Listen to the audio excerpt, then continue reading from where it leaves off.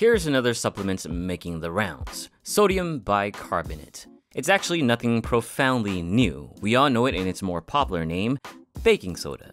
In the case of health, sodium bicarbonate indeed has a solid track record, largely thanks to its metabolic acidosis buffering, aiding the kidneys in acid-base balance and preventing bone mineral loss. Hypothetically, sodium bicarbonate supplementation can also buffer lactic acid, thus improve physical endurance. Glucose and glycogen may also be preserved while a greater deal of fat is used for energy.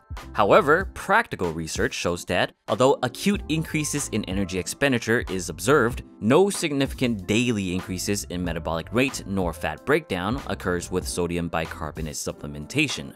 Low-intensity activity performance does seem to improve, but with varying effect. One study observed a 13.7% increase in average power output during a 60-minute cycling trial. Other endurance studies reported a preservation of performance during the later exhaustive stages of different activities as well, including tennis and HIIT, although not to the effect of the 60-minute cycling study.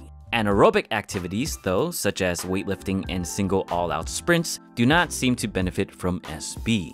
And even though sodium bicarbonate can buffer metabolic acidosis, an event that increases muscle breakdown, no research has shown supplementation to improve muscle growth nor preserve muscle. And of course, since it's baking soda after all, you might experience some small degree of upset stomach and flatulence. Overall, in terms of fitness, sodium bicarbonate supplementation has some small benefits, particularly in endurance or metabolic activities, but more research is still needed. Let me know what you think about sodium bicarbonate in the comments below. Is it worth adding to your pre-workout supplements? Thank you for watching and get your protein.